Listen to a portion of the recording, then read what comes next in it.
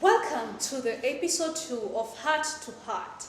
Today we are diving into relationships, the good, the bad, and what was I thinking kind. Let's start with something a little bit light and potentially embarrassing. What's the most ridiculous thing you've ever done for love, and did it work out? Today, right here with me, I have a friend, my co-host of course. Maybe she'll introduce herself as we keep going. Good morning, I'm Nancy Kenya and welcome to our show. So Nancy, Yes. we talk about ghosting. You know ghosting. You know a lot of people keep mentioning about ghosting. Like you find in some instances somebody texts you out of nowhere and they give you a silent treatment. Hey, how are you? And then they just went zip. Can you emphasize more on why that happens at some particular point? Actually, I've ever experienced this a couple of times. I don't know what really triggered that person to do that particular thing. And in my opinion, I think sometimes they do fear.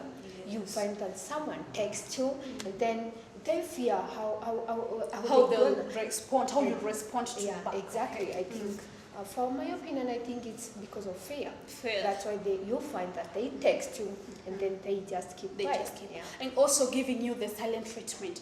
You know, you've been a friend to somebody, and then all of a sudden they just went mute.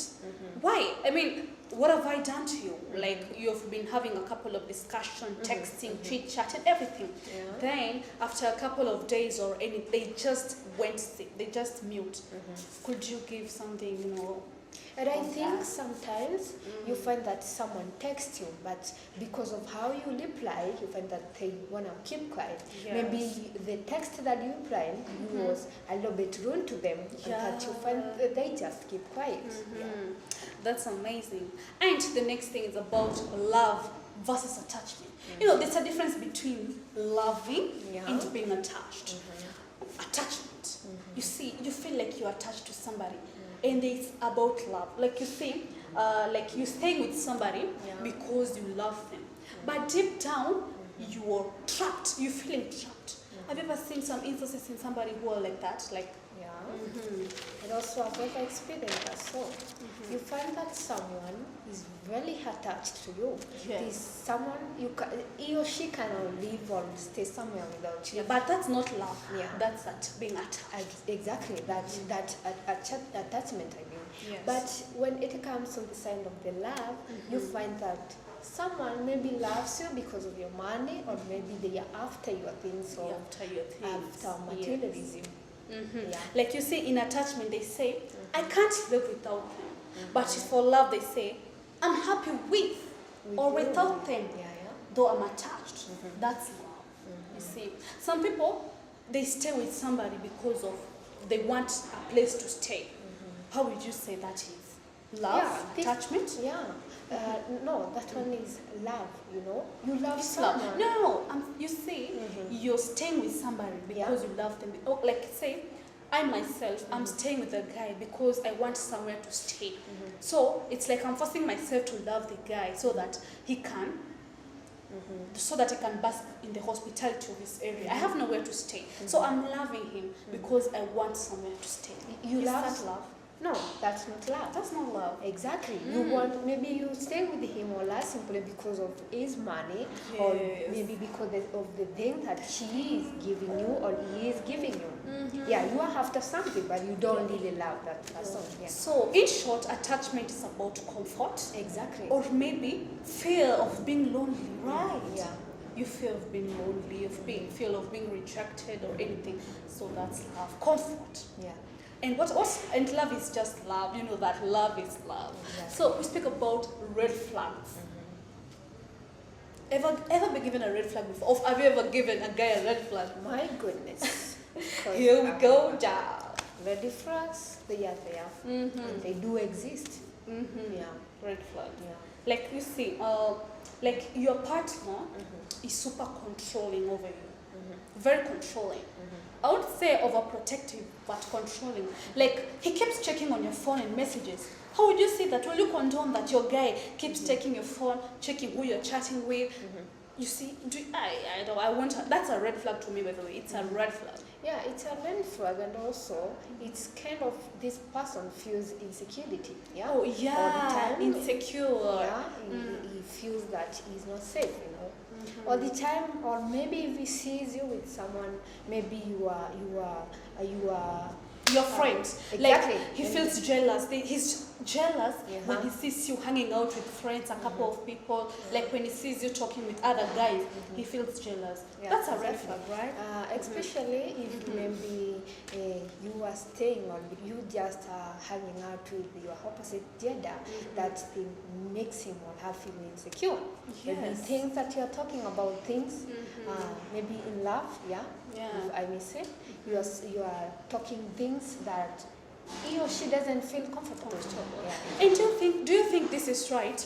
Like you are texting that I'm seeing some people even their relationship break because of this. You find out that we are together in the evening, but you keep on texting somebody like in their presence. Is that disrespectful or not? Some people say that it's my friend, we're just chatting, but that's not giving your guy attention. I mean, it's not good, right? It's not good. It's not. And it's kind of somehow rude. Yeah. It's not good. That is, if I may say it, a childish. You give your character, exactly. You give time to your spouse. Exactly. Yeah. It's not really good. Why all the time you're on the phone? Why do that? Yeah, you keep texting other people, making phone calls in the presence of your man or a woman. Have your time as a family, have a time as a couple. Not all the time you're on the phone, you don't even matter or cares where the kids are, or is happening in the family, you're always on the phone. That is really rude. And as a woman, we're supposed to check on that. Yes. Yeah. You've heard that if you don't want your relationship to break, you see, even when you kwanza tunaenda Valentine, we're heading to the Valentine season. So you guys should know how to be, like when you're with your girl, with your man, with your girl, know how to make her feel welcome, let her presence matter to you. Yeah. So we proceed to communication barrier. Communication barrier. Yeah. Like instead of arguing, taking practice, it's good for somebody to sit down, so you can express yourself where the problem has gone, right? Yeah, some people break relationship because of that. Arguing, Yeah. Nowadays. Or also blaming each other. I'm blaming you. You see, that's not even good. Exactly. You're supposed to sit down as a wife and husband. Have a discussion. Solve the problem, know where the problem is, the root cause of everything, and everything wanna be okay. Communication is everything. It's everything. Exactly. Yeah. Like instead of saying you're late, say I feel frustrated when you're always late. You see, like another thing when you say don't say what's wrong. What you just say is everything okay? You see, communication barrier. Let the communication between you and your man or your lady be open. Right. Yeah. That's something, Yeah. People know that. Where you are under, say, people are even under 25? Is it under 25 that people are allowed to? They're mature in love. Is it in the age of 25? Like you see when somebody tells you that you're mature in love, there's some relationship that they're not mature in love, that. So a mature love is between the age of 25 and above or 20 and above. People say when you're over 18, you can be ready even to start a family. Who said so? Not are you financially stable? No, not really. But it matters sometimes with maybe of maturity. Yeah, you find that someone with 18 years, the thinking capacity is a bit high when you compare with a 23 girl or 24. Oh, so it's allowed for somebody to have start a relationship at 18? Yes, you can. Depending on your thinking capacity. Yeah. But but I think that's a bit too early. Like, okay, there's a difference. You are married at 18 and you have a boyfriend at 18. Maybe you get to marry to have a wedding at 25 maybe. Me, I always think that they'll come to feel, stressful, like wamechoka with that relationship at the age of 30, 40, when they have kids. That's why my find circumstances cheating. Why? You are tired of your spouse. You keep seeing each other. You should miss each other. But sometimes marriage is a little bit, if I may say, I don't know how I can put it. Like it's complicated. It's a zigzag. It's a zigzag. Exactly. You find that sometimes, if you really love someone, and if you really deep in love with Deeply in someone, love, you can continue. but that's not, when I say 18, 19, being in a relationship, that's not love. You know what that is? Sometimes it may be due to peer pressure or fear of being lonely. That's another thing. I mean, at 19, 18, of course you're in love. Of course God always gives you somebody to be with you on the next life, right? So when you say that you want to start a relationship, like, of course you are in love with this guy. Have a space on your time. Think it over again. Is he truly the one? Why? Sometimes looks are deceiving. You might love somebody because of his looks, the way he dresses, but deep down, he's an animal. He's wild. And that's why you find after you each other meoana, you are in the wedding. There's these fights. There's this, cheating. There's no peace in that relationship. And how can you know? Maybe you are in a relationship right now, and then you get married. How do you realize that later? This person I really married is an animal. How?